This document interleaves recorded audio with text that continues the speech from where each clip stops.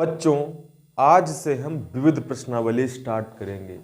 ये समाकलन का एक बहुत ही महत्वपूर्ण चैप्टर है। अगर इस चैप्टर के क्वेश्चंस आपको आने लगे तो समझ लीजिए आपको इंटीग्रेशन आता है। हम पहले क्वेश्चन से स्टार्ट करेंगे। प्रतिदिन आपको वीडियो मिलेंगे, पूरे 12th का सिलेबस हम लोग कवर करेंगे। तो आइए स्टार्ट करते हैं क्वेश्चन नंबर फर्स्ट। देखिए इस क्वेश्चन में क्या बोला गया, 1/x - x³ dx, इसका समाकलन करना है। क्या आप लोग बता सकते हैं कैसे कर सकते हैं? अच्छा, इसकी पहली लाइन सोची जाए तो इसमें क्या कॉमन है? x, क्या बचेगा? 1 - x² dx। अच्छा, इसको और सॉल्व करें तो 1 - x 1 + x dx। अब ऐसे सवाल कैसे करते हैं? आंशिक भिन्न। जब भी ऐसा कोई सवाल हो अपॉन में गुणनखंड के टाइप में लिखा हो तो हम इनको आंशिक भिन्नों में तोड़ सकते हैं ना। ये शुरू के सवाल थे। और आंशिक भिन्न में तोड़ते कैसे हैं? 1 + x लिख दे, चाहे 1 - x, सॉरी 1 - x 1 + x। इसको क्या क्या लिख सकते हैं? A B C. देखिए सारे के सारे रैखिक है। जहां पर द्विघात आ जाएगा तो क्या लिखेंगे? bx + c, cx + d type का। तो ये क्या हो जाएगा? a/x। ये क्या हो जाएगा? b/1 - x। और c तीनों में ये क्या इसमें कुछ कॉमन है? वही एलसीएम ले लेंगे, नीचे से नीचे वाला कट जाएगा, डायरेक्ट लिख दो। क्या बचेगा? 1 - x 1 + x, b x 1 + x। LCM लेने के बाद नीचे से नीचे वाला कैंसिल हो जाएगा, प्लस c ब्रैकेट में क्या बचेगा? x 1 - x। अच्छा, अब ए बी सी की वैल्यू है निकालना है। ए बी सी की वैल्यू निकालना है। अगर इसको सॉल्व करें तो तीन तरीके होते हैं। पहले एक बार इसके नीचे का जीरो रख दे, एक बार इसके नीचे का जीरो, एक बार इसके नीचे का जीरो, और x की वैल्यू रखते जाए। तो पहला स्टेप क्या है? x = 0 रखने पर जो भी रखेंगे दोनों पक्षों में रखेंगे। जीरो रख दूंगा तो कौन कौन से जीरो हो जाएंगे? ये वाला, ये वाला। अच्छा, यहां पर जीरो रखूंगा तो क्या बचेगा? 1 1। तो 1 बराबर क्या आ जाएगा? a। तो a की वैल्यू कितनी आ गई? 1। अच्छा, दूसरा मान कैसे निकाल सकते हैं? इसको जीरो कर दे, और इसको जीरो करने का मतलब इस तरीके से लिख लें तो x बराबर कितना आ जाएगा? 1 रखने पर। 1 रखेंगे तो b कितना आएगा? बताते जाइए। ये जीरो रखा, ये पूरा जीरो, ये पूरा जीरो। जैसे यहाँ पे 1 रखेंगे तो 1 1 2 2, और b की वैल्यू आ गई 1/2। तीसरा मान निकालना है तो 1 + x को 0 के बराबर। x की वैल्यू कितनी आ जाएगी? -1।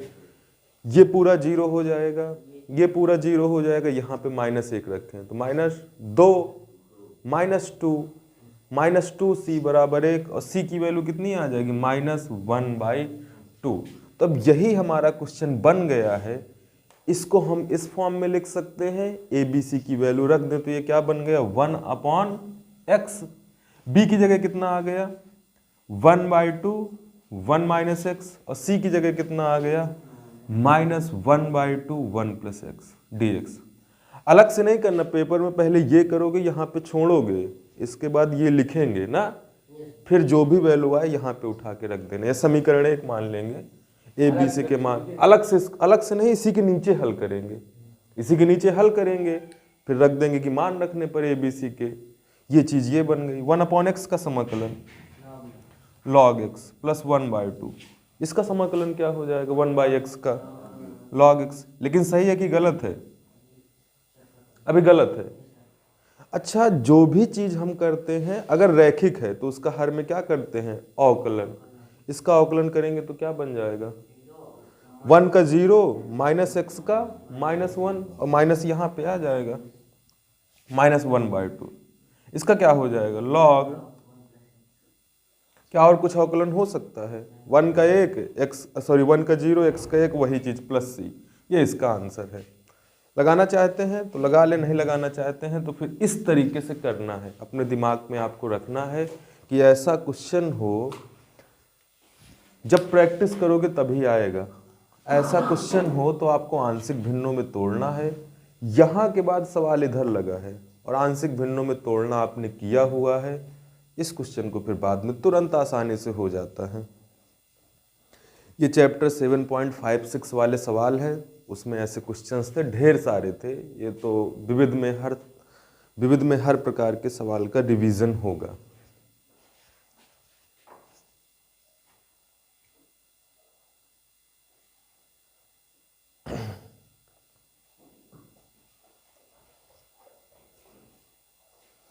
थोड़ा जल्दी जल्दी करिएगा, समझ लिया करिए कि ऐसे ABC की वैल्यू आ जाएंगी और रख लेंगे ना, बीच के स्टेप्स खुद के गायब करके घर में लिखने के लिए, क्योंकि एक्सरसाइज बहुत बड़ी है और अगर बहुत दिन लग जाएंगे तो हमको जल्दी ख़त्म भी करना, सब चीज़ें करनी भी हैं। 40 क्वेश्चन है इस एक्सरसाइज में।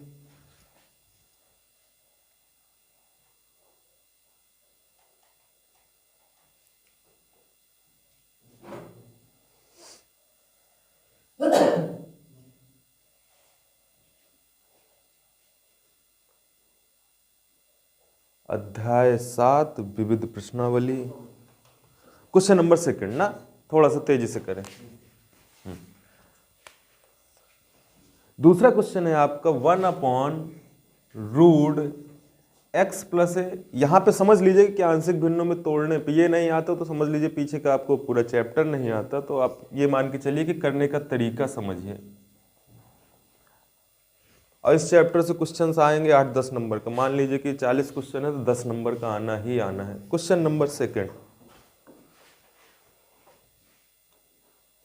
अच्छा, इसको कैसे करें?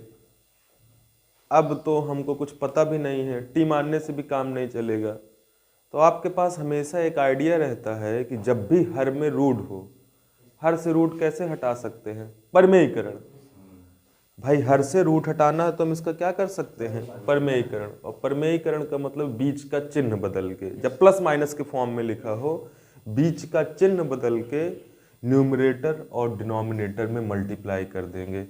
तो नीचे से मैं लिख देता हूं ना, परमेयीकरण का मतलब है बीच का चिन्ह बदल के अंश और हर में मल्टीप्लाई करने पर √x plus a plus √x plus b, बीच का चिन्ह बदल देंगे तो x plus a minus x plus b, x plus a minus x plus b dx। अच्छा, ऊपर क्या हो जाएगा? ऊपर तो वही बचेगा।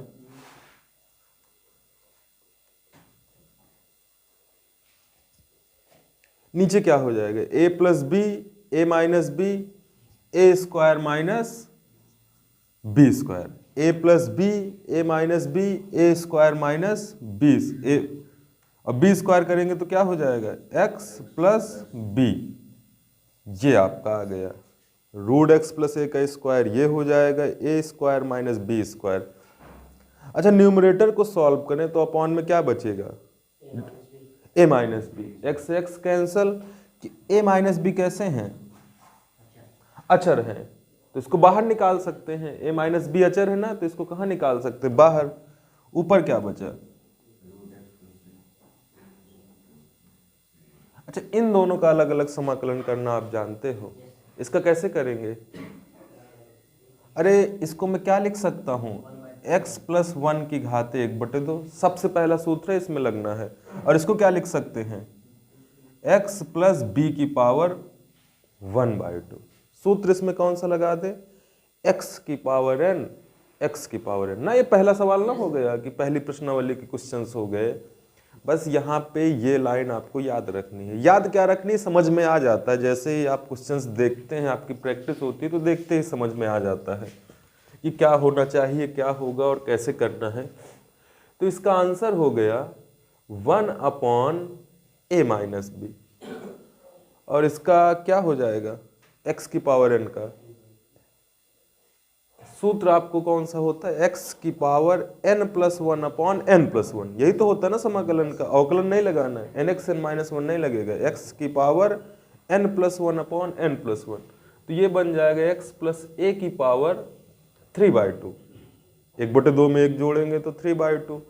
अपॉन n+1, n+1 में क्या बन जाएगा 3/2, तो 2 कहाँ चला जाएगा ऊपर, 3 कहाँ आ जाएगा नीचे। क्या ये सही लिखा है? ये सही लिखा है। लेकिन क्या सवाल कंप्लीट है? अभी नहीं, हर में अवकलन करते हैं। अगर सिर्फ x नहीं है तो x का अवकलन 1, a का अवकलन 0, कोई फर्क नहीं पड़ना, है ना, कोई फर्क नहीं पड़ना, तो सही है। इसी तरीके से इसमें भी सूत्र कौन सा लगेगा, x की पावर n+1, मतलब 1/2 में 1 जोड़ेंगे तो 3/2 अपॉन n+1, तो 3/2, 2 ऊपर 3 नीचे प्लस c। ये इसका फाइनल सॉल्यूशन है। ये इस क्वेश्चन का सॉल्यूशन है। इजी क्वेश्चन है, बहुत ही ज़्यादा आसान क्वेश्चन है। अब बढ़ते हैं तीसरा, जो आपको क्वेश्चन पता हो या याद हो या थोड़ा सा ट्रिकी है। किताब में एक हिंट भी दिया है तीसरे क्वेश्चन में, या तो उस हिंट के साथ करें या उस हिंट के बिना करें। तो मैं बिना उस हिंट के बताता हूँ ना कि ऐसा कोई सवाल है तो कैसे करना है। क्वेश्चन नंबर 3, आप चाहें तो ट्राई कर सकते हैं। 1/x ax minus x² dx। ऐसे सवाल आपको बहुत सारे मिलेंगे। अब ऐसे सवाल मिलेंगे विविध प्रश्नावली में 2-3 सवाल इस टाइप के मिलेंगे, उनके करने का तरीका हम समझते हैं। अच्छा, इसमें परमेयीकरण से भी कुछ नहीं होना, ऊपर रूट आ जाएगा, नीचे और बड़ा हो जाएगा, छोटा नहीं होना ना। अब देखिए, इसको t मान लो तो भी कोई फायदा है? नहीं फायदा है भाई। इसका 1 - 2x, ऊपर तो कुछ है नहीं कि हम t मान ले तो हमारा काम आसान हो। लेकिन एक बात ध्यान रखिएगा, जब भी बटे में इंटू के फॉर्म में कुछ हो, सवाल सुनिएगा, जब भी बटे में इंटू के फॉर्म में कुछ हो तो 1/x या 1/x² कब मिलता है? या log x और log x का अवकलन क्या होता है? 1/x होता है कि नहीं होता है? 1/x का अवकलन क्या होता है? -1/x²। अगर मैं 1/x को कहीं से t मान लूं तो हमारा काम हो जाएगा, सवाल हल हो जाएगा। लेकिन होना क्या चाहिए, 1/x भी कहीं दिखना चाहिए, और क्या दिखना चाहिए, 1/x² भी कहीं दिखना चाहिए। तो इसकी पहली लाइन ऑब्जर्व करिएगा, जो मैं लिख रहा हूं उसको समझिएगा। किताब में हिंट x की जगह a/t मान ले, पर ऐसा नहीं। क्या इससे x² अंदर से कॉमन ले सकता हूं? लेने को कुछ भी लिया जा सकता है। लूंगा तो यहां क्या बचेगा, a/x, a नहीं बचेगा, a/x। कैसे समझाना है? अच्छा, x² इसलिए कॉमन लिए कि x बाहर आ जाएगा, और a/x को जैसे ही t मानेंगे तो अवकलन में 1/x² होकर तुरंत सॉल्व हो जाना है। देखिएगा भैया, इस बात को समझिएगा, x² कॉमन है ले रहा हूं, इससे तो है, इससे नहीं है, लेकिन इससे नहीं है। हमेशा रूट के अंदर अधिकतम घात कॉमन लीजिए। इसका स्टेप समझ सकते हैं कैसे। दो चीजें किसमें हैं, मल्टीप्लाई में है। जब भी रूट के अंदर कोई चीज है तो अधिकतम घात कॉमन ले लीजिए। ऐसे और भी सवाल आएंगे। अधिकतम घात क्या है दोनों में, x²। यहाँ पे क्या बचेगा, a/x, माइनस यहाँ क्या बचेगा 1। अच्छा, x² से क्या बाहर आ जाएगा, बाहर आ जाएगा कि नहीं बाहर आ जाएगा? तो ये क्या बन जाएगा, a/x - 1। अब मैं कहूँ इसको t मान लो, तो ये इसका अवकलन है, लिखा हुआ है। जिसको t मानते हैं उसी का अवकलन तो मिलना चाहिए। 1/x का अवकलन क्या होता है, -1/x²। अरे x की पावर -1 से ऊपर जाएगा, nxn-1 लगाएंगे तो ये होता है। तो इस सवाल को, इस टाइप के सवाल को समझिए, मल्टीप्लाई में हो, रूट के अंदर कुछ हो, तो हमेशा कौन सी अधिकतम घात कॉमन ले लीजिए, सवाल हल हो जाएगा। बिना कुछ याद रखे, जैसे किताब में हिंट दिया a/t मान के, पर वैसे ना याद रखे dx।